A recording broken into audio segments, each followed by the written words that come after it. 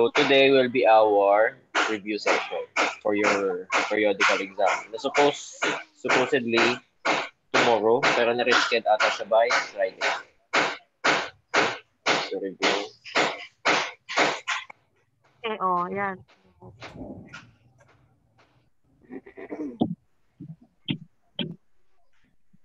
Okay, so bago tayo magsimula with the lesson proper, bigay ko lang sa inyo yung pointers ng ating exam. So we have 3 tests for your exam. Test 1, Test 2, and Test 3. Now for Test 1, naririnig ba ako maliwanag or may narinig yung pukpok sa likod? Tumutok-tok po. Ayan, medyo may ginagawa din kasi sa bahay. Okay, so for Test 1, we'll have fundamental operations. So ito yung addition, subtraction, multiplication, and division. So fundamental operations. This is 15 items. So that is 2 points each. So 30 points kaagad yung test 1. Bakit siya yung pinakamalaking part? Kasi kailangan ko na makita yung yung mga yung skills nyo sa pag-add, subtract, multiply, and divide. Kasi ito yung pinaka-essential na skill na kailangan nyo na matutunan sa math. Okay? So, I have now test 2.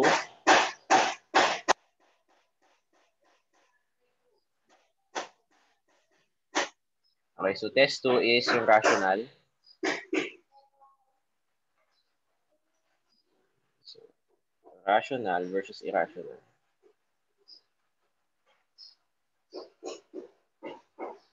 Okay, so ang gagawin nyo sa test 2, pipiliin nyo lang kung the given number or the given constant is a rational or an irrational number. So kailangan nyo i-review yung definition ng rational and irrational. So that is for 10 items. 1 point each. So wala kayo isa-solve sa test number 2. You are just tasked to identify if the number is rational or irrational. And for test 3, I have scientific notation.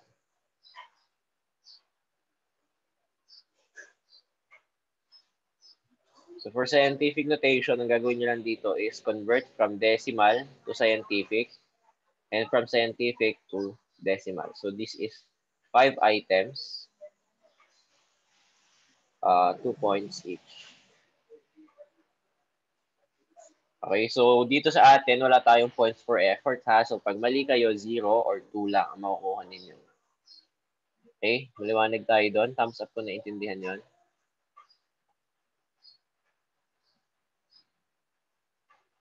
Okay. So, i-reviewin natin ngayon yung tatlo na yan. Fundamental operations, yung rational versus irrational, at saka yung scientific notation. So, let's proceed. First, sa fundamental operations. Fundamental.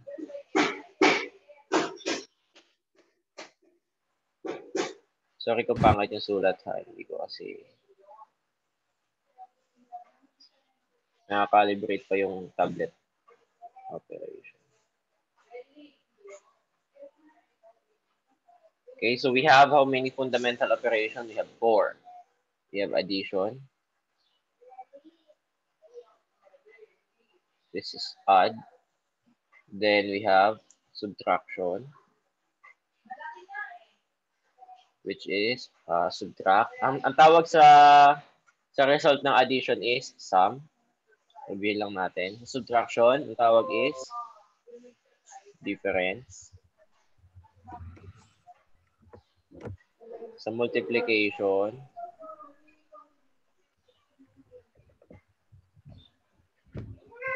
this is multiply or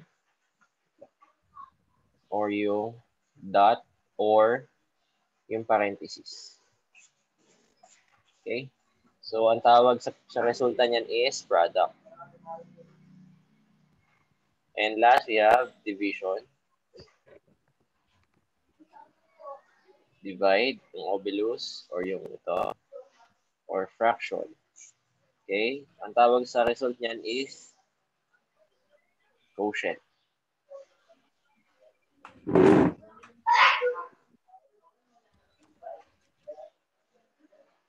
Okay? So, reviewin na natin. Fundamental operations on integers. Simulan natin sa addition. How many steps ulit tayo in addition? We have sige nga daw, kung nag-take down kayo ng notes, how many steps tayo sa addition? Labas yung mga notebook.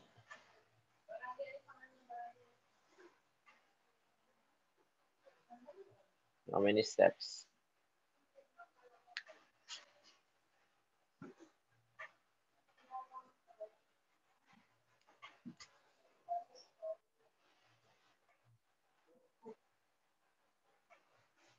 We have, sabi ni Denise, 2 steps daw.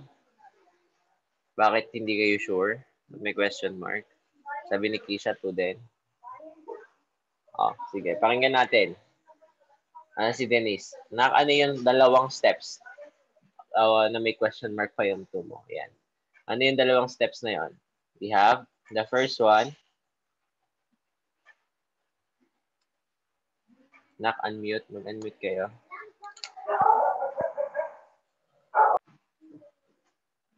So for example, I have 2 plus negative 3.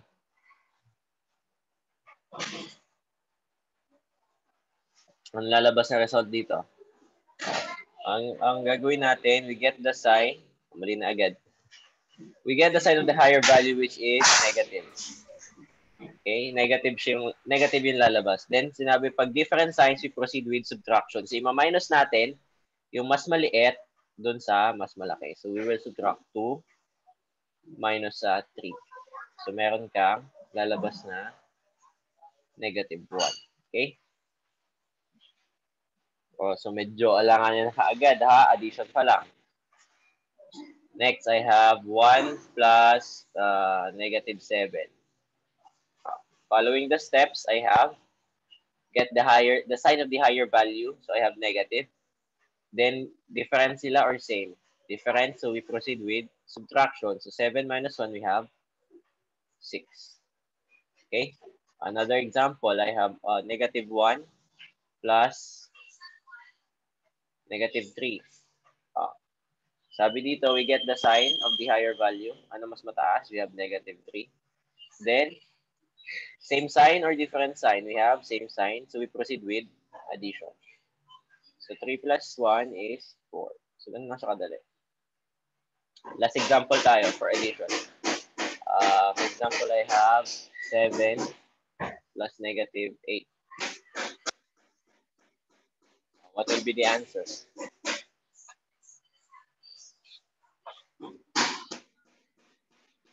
Answer will be negative 1. Bakit? Ulitin natin yung steps. Kunin natin yung sign ng higher value, which is negative 8. Yan, negative yung lalabas sa sagot.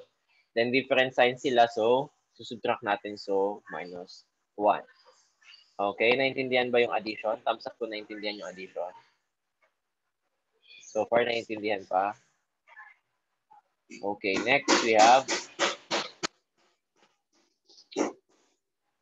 subtraction. Okay, so subtraction, how many steps ulit tayo? 2 or 3? 3. Ano yung first step natin sa subtraction? Change the sign kagad ba? Sino makakapagsabi sa akin ng first step? Okay, so very good. Change the sign of the second number. Change the sign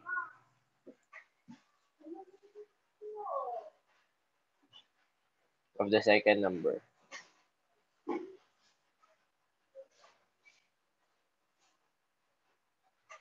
Then proceed ka with addition. Tapos follow natin yung steps na addition. So for example, I have 2 minus negative 3. What will be my answer? Sabi dito, change the sign of the second number. So ito ay magbabago. Tama ba? Yung negative 3. Ito ang magbabago. So, meron tayong lalabas na 2. Tapos ito ay magiging positive 3. Then sabi dito, proceed ka with addition. So, magiging operation natin sa gitna will be plus. So, ang lalabas sa sagot is 5. Okay? Nakuha ba? Another example tayo. 7 minus 1. Okay. So, ito, kung susundin pa ba natin yung steps, alam na natin yan. Automatic yan, di ba? So, kapag kaya na kahit hindi i-follow yung steps, okay lang yun. So, this is 6. Next, I have negative 7, minus 1. How about this? What will be my answer?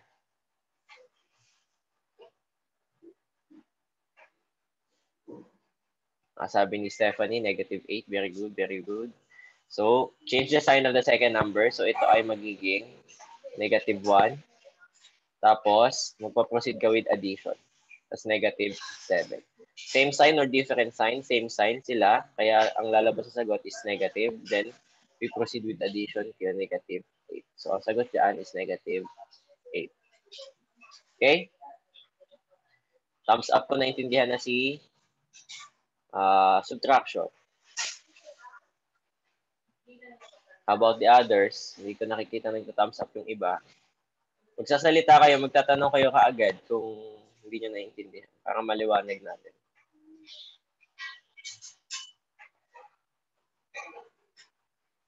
Okay, sige. Now, can we proceed with multiplication and division? Ito, di ba pinagsama ko na siya? Pinagsama ko na siya kasi same lang naman sila ng concept.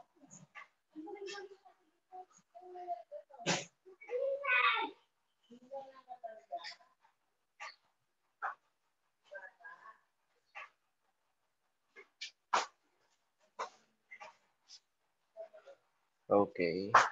Now, let's have division. Multiplication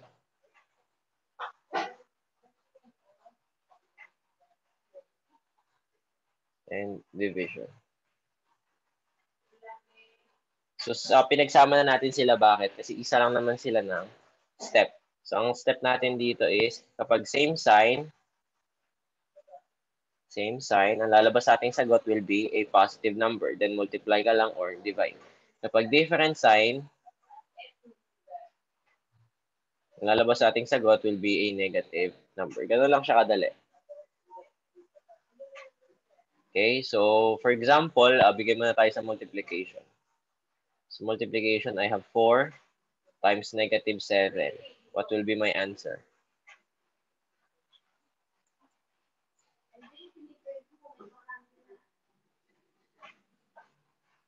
Negative 28. Very good. So una, titingnan lang natin kung same sila or different. So different signs sila. So ang sagot natin will be a negative number. Then we proceed with multiplication. So 4 times 7, we have 28. Okay, so another example. negative 2 times negative 3. Okay, yan. What will be my answer? So, ang sagot ni James is 6. Very good. Very good. So, same sign sila or different? Same sign. So, we proceed with multiplication. Ang labas dyan is positive. So, pag positive yung number, ulitin ko lang, makinig mabuti, hindi na natin sinusulat yung positive. Diretso na natin siyang 6. So, okay yun ha. Kasi baka mamaya sa Genyo, ang i-type nyo is may plus pa. Hindi yung tatanggapin ng Genyo kasi hindi ko siya nilagay na ganun yung sagot. Dahil we don't do that in mathematics. Okay ba yun? Thumbs up to naintindihan.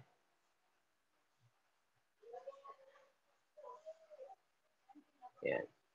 Okay, so wag na nating lagyan ng positive ha. Kapag walang sign yung number, automatic yan positive. Okay? Maliwanag tayo dun ha. Baka magkamali kayo mamaya sa Genyo. 2 points each pa naman yan. Another example tayo. Titingnan nyo din ha, yung operation. Baka magkamali kayo.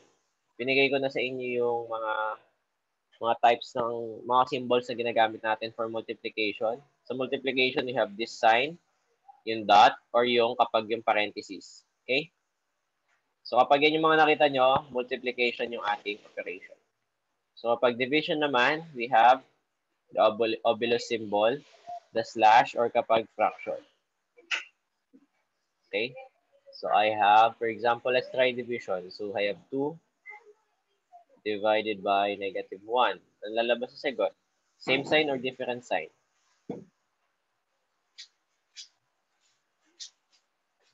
Different, kaya lalabas sa sagot will be negative. So this will be our numerator. Kung gusto nyo i-convert sa fraction, numerator, this is our denominator. So I have 2 over 1. So ang lalabas sa sagot will be -2. Another example tayo, 28 negative divided by -7. What will be the answer? We have positive 4. Very good. So same sign sila, kaya lalabas sa sagot will be positive. So proceed with normal division. So the answer will be 4. Any questions about fundamental operations? Thumbs up kung naintindihan nga daw. Thumbs up, thumbs up.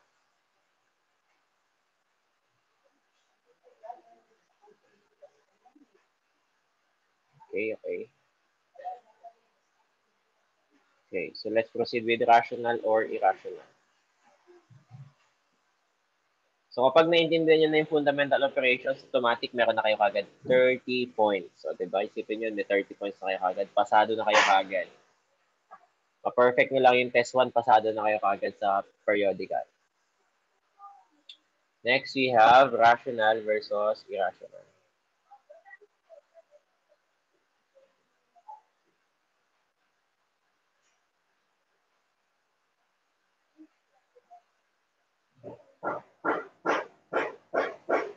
Define muna natin. Define natin rational. Ang rational, ulitin ko lang, these numbers that can be presented as ratio between two integers. So numbers that can be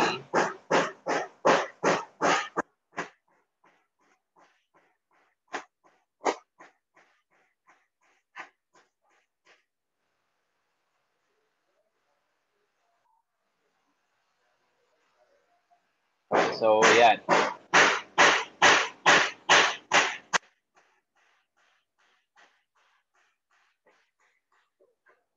Okay, so for irrational naman, numbers that cannot. Okay, so cannot.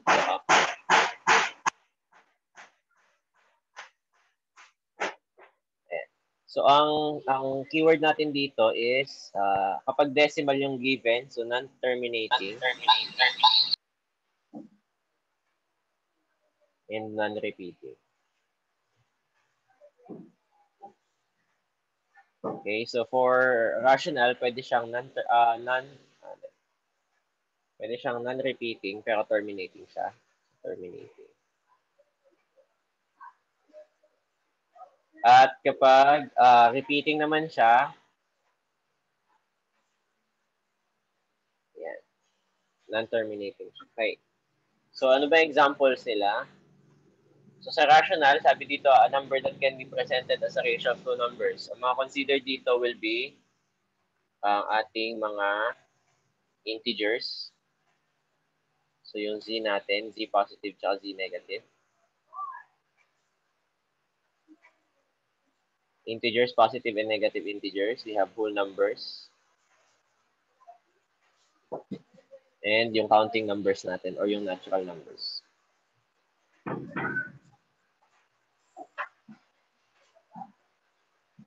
Okay, so ano ba yung mga examples niyan? Including din tayo dito sa mga fractions ha. Fractions. And decimals. Okay, so pag nakita niyo for example yung ating number, I have 0.35. Is it rational or irrational? Titingnan mo lang dyan, ito. Kung non-terminating ba siya or non-repeating. So dito, pwede din siyang non-repeating. Non-repeating. Basta, dalawa kasi yung ano niya, dalawa yung pattern ng rational. Pwedeng non-terminating, terminating and non-repeating or repeating and non-terminating. So, yung 0.35, it can be presented as a fraction. So, pwede siyang 35 over 100. Therefore, this is a rational number. Okay? So, next, I have, for example, pi. Saan papasok si pi? Is it rational or irrational? It is an irrational. Okay? Basta tatandaan niyo yung mga mathematical constants natin, yung mga Greek symbols, irrational yan. So, kapag binigyan pa kayo, for example, letter E, constant letter E, this is also irrational. So, ang gagawin nyo lang doon, hindi nyo na ito-type kung rational or irrational, pipiliin nyo na lang siya, parang true or false lang. Isi-select nyo lang kung rational or irrational. Okay? So, nagets ba si rational, irrational? So, for example, nagbigay naman ako ng negative, square root of 2. Square root of 2. Is that rational or irrational?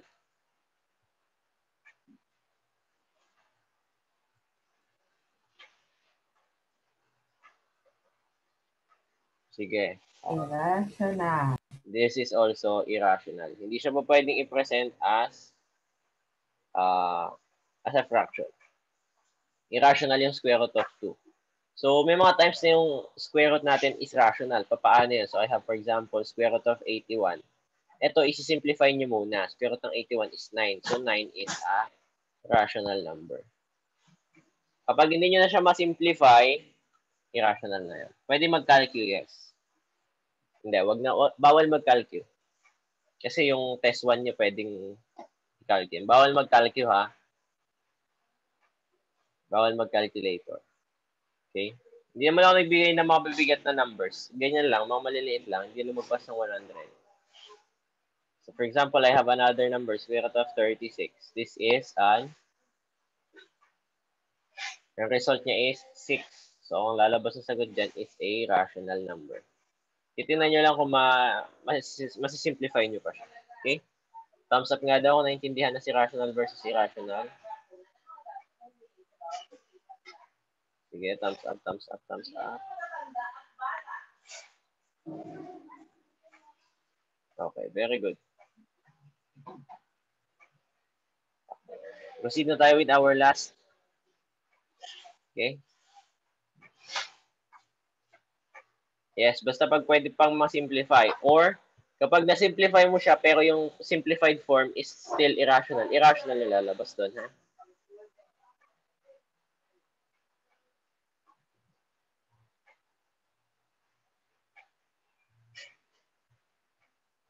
Wala naman akong binigay na mabibigat na numbers masyado.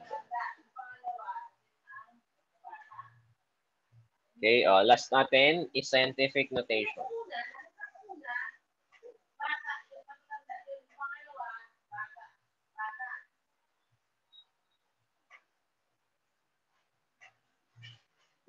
So, scientific notation, dalawa lang naman yung gagawin natin dito. It's either decimal, i-convert natin to scientific, or scientific, i-convert natin to decimal. So, paano yun? For example, I have a decimal notation of 1 million. Okay, so how do I convert that into scientific? Scientific notation is less than 10. Okay, so ang gagawin natin, move lang yung decimal place. So, nandito yung decimal point niya. Move ako 1, 2, 3, 4, 5, 6. So, ang galaw ko is 10 raised to 6. So, ano yung number na natitira? Yung whole number, titingnan mo lang, 1. So, gano'n lang tayo mag-convert into scientific notation. Another example, I have 0.0004. How do I convert that into scientific notation? Kunin mo lang muna yung whole number. So, I have 4. Tapos, i-move mo lang yung decimal place. 1, 2, 3, 4. Dapat nandoon siya mapunta. So, times 10 raised to negative 4. Tandaan, kapag going to the right, kapag decimal ha, decimal to scientific notation, that is a positive exponent. Kapag going to the left, that is a negative exponent. Another example, 428,000. 428,000. Ang lalabas nating scientific notation dyan will be, kunin natin yung whole number, yung mga numbers, yung mga may value. We have 4 to 8. Pero dahil dapat less than 10 lang siya, dito natin ilalagay yung decimal place. So I have 1, 2, 3, 4, 5. So meron akong times 10 raised to 5. Okay? Okay, sa Genyo ninyo, nakalagay ganito. May box dito. So, for example, bigyan ko ng given, 0.00025. May, lalabas dyan, may tanong, ito yung given natin. Tapos yung pagsasagutan ninyo nakalagay ganito. May box dyan, tapos times 10. Tapos may box ulit dito sa taas. Ngayon ang nilalagay nyo dun sa mga boxes na yan. So, dito sa box na to, yung numerical value. So, this is 2.5. Okay? Then, yung nandito will be our exponent. So, ito yun. So, kung ito igagalaw natin, I have 1, 2, 3, 4. So, ang sagot dyan is negative 4. Okay, so pag nagta-type kayo, huwag nyo nalagyan ng negative tas space pa 4. Huwag nang ganun, ha? Dire-diretso na tayo, negative 4. Kapag nag-decimal din kayo, huwag kayong maglalagay ng space. Huwag nyo 2 point, tas may space dito 5. Huwag ganun. 2.5. Dire-diretso lang. Tapos, kapag nagsulat kayo, for example, dito naman sa scientific to decimal, pakita ko na muna. Scientific to decimal, for example, I have 2 times 10 raised to 6. Ang gagawin ko dyan will be, ang magiging sagot natin dyan, kunin mo yung whole number, tapos we have 2 dito, gagalaw siya ng how many? We have 6. So ito yung decimal place, 1, 2, 3, 4, 5, 6. So lahat lang ng jump niya, maglalagay ka lang dyan ng 0. So sagot natin is 2 million. So paano niyo siya ilalagay sa Genyo? Ilalagay niyo siya sa Genyo dire-diretso. Walang space, walang comma, ha? Maliwanag tayo doon. Kasi pag naglagay kayo ng comma, mamali yung sagot ninyo. Isa lang kasi yung tinatanggap na answer sa answer key ni Genyo. Okay? So, ang nilagay ko lang is dire-diretso lang siya. So, for example, ganyan lang siya. 20000. Double check nyo na lang kung ilang 0, ha? Pero wag na kayong, wag nyo gagawin to. Please, wag nyo gagawin. Kasi kahit tama yung sagot nyo, I cannot consider that. This will be wrong. This will be marked wrong, ha? Sa Genyo. Okay, maliwanag tayo doon. Thumbs up kung naintindihan. Okay, so pag positive, going to the right. Positive yan. So kapag negative naman, so for example, I have 4.7 times 10 raised to negative 8. Gawin na lang, negative 3 na. Yan. So magiging sagot niyan will be, sulat natin yung numerical values. Gagalaw daw siya ng 3 units to the left. Pag negative, to the left yan. So I have 1, 2, 3. So lalagay ka lang ng 0 dyan, 0.0. So, ang sagot natin will be 0.0047. O, ito din. Be mindful. Kapag nagsusulat kayo, huwag nyo sisimulan ng 0.0047. Mamali ulit yon. Maglagay kayo ng 0 dito. Sir, saan po nanggaling yung 4? Saan? Ito. Number... Ito hindi kasama to, ha? Saan? Kalang po kasi number 4 po siya. Hindi, dito yun. Ito yun, dito yun. Okay? Nagets ba yung decimal to scientific? Ito, nagets to? Thumbs up nga na kung naintindihan. How about this one? Naintindihan ba to? Okay, so kung naintindihan niyo yan, I-expect a high grade sa inyong periodical exam, ha? Ayusin niyo yung periodical exam niyo, baka galing. Sir, Yes. kailangan po may parang ng 0.00 tapos 47, ganun po. Yes, na. Sa pagsagot. Lalagay kayong pag decimal, 0 point, gano'n na. Magsisimula kayo sa 0. Sige po. Huwag niyo sisimulan sa point kasi mamali din kayo. Okay? Sir, saan po sisimulan? Sa 0. Pag decimal, di ba? 0.000. Ganun. Ganun kayo magsisimula. 0.000. Huwag kayong magsimula ng point lang agad. Ito, tingnan to. Tingin ulit sa whiteboard. Yan. Okay, so pag nagsulat kayo, simulan nyo sa 0.00. Pag decimal, 0.0047. Wag 0.0047. Wag to ha. Ito dapat tayo. Okay? Oh, questions tayo, questions.